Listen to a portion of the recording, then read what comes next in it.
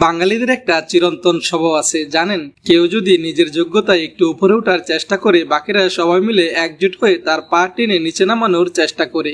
এই ক্যাকড়া মন মানসিকতা বা ট্রাইবেল টেনে নামানোর ট্রেন্ড আজকের না, যুগ যুগ ধরে আমাদের রক্তে মিশে আছে। আর আফসোসের বিষয় হলো আমাদের প্রিয় টলিউড ইন্ডাস্ট্রি বা এর ফ্যান্ডমও এই নোংরা ট্রেন্ডের বাইরে নয়। চলচ্চিত্রের আসল মেরুদণ্ড বলা হয় কাকে? হার্ডকোর কমার্শিয়াল সিনেমাকে, যে সিনেমা দর্শককে হলে টেনে আনে, যে সিনেমা সিঙ্গেল স্ক্রিনকে বাঁচিয়ে রাখে। কিন্তু দুঃখের বিষয়, টলিউডে এখন এমন অনেকে আছেন যারা কমার্শিয়াল সিনেমা করার বা সেটাকে সাকসেসফুল করার সক্ষমতা হারিয়ে ফেলেছেন। আর সক্ষমতা যখন হারিয়ে যায় তখন শুরু হয় নোংরা রাজনীতি। যখনই অন্য কোনো সুপারস্টার একটা বড় মাপের হার্ডকোর কমার্শিয়াল সিনেমা নিয়ে ময়দানে নামেন, অমনি তথাকথিত সেই প্রতিপক্ষ ফ্যানেরা দল বেঁধে লেগে পড়ে তার পেছনে। সিনেমা কেমন হলো সেটা দেখার আগে শুরু হয়ে যায় ট্রোল, নিন্দা আর কাদা ছোড়াছুড়ি। টলিউডের একটা বড় অংশ এখন সিনেমার চেয়ে রাজনীতির শক্তিতে বেশি চলে।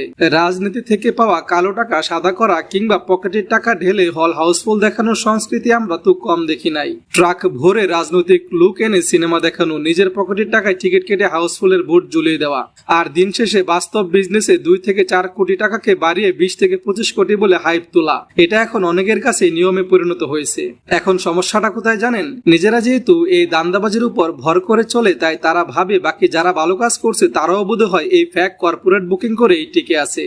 কিন্তু বাস্তব আর কল্পনার মধ্যে যে কতটা ফারাক সেটা বোঝার মতো পরিপক্কতা এদের নেই। নিজেদের লেজ কাটা গেছে বলে ভাবছে বাকি সবার লেজও কেটে দেব, এটা ওদের চরম ভুল ধারণা। সম্প্রতি সুপারস্টার জিতের সিনেমা কেউ বলে বিপ্লবী, কেউ বলে ডাকাত মুক্তি পাওয়ার পর ঠিক এই নাটকটাই আবার শুরু হয়েছে। সিনেমাটা রিলিজ হতেই এক শ্রেণীর দেবভক্ত বা বিরোধী ফ্যান্ডম একযুগে মাঠে নেমে পড়েছে জিতের সিনেমাটাকে খাটো করার জন্য। গলার জোর বাড়িয়ে রটানো হচ্ছে জিতে নাকি কর্পোরেট বুকিং করে নিজের সিনেমা হাউসফুল দেখাচ্ছে। আচ্ছা, একটু ঠান্ডা মাথায় চিন্তা করেন তো কথাটা কতখানি হাস্যকর। সুপারস্টার জিৎ কোনো কাল্পনিক দুনিয়ায় বাস করেন না, তিনি একজন অত্যন্ত চতুর এবং প্র্যাকটিক্যাল বিজনেসম্যান। যেই মানুষটা বিজনেসের প্রতিটা হিসেব আঙ্গুলের ডগায় রাখেন, তিনি কেন নিজের পকেটের 1 টাকাও ফালতু হাউসফুল দেখানোর নাটকে খরচ করতে যাবেন?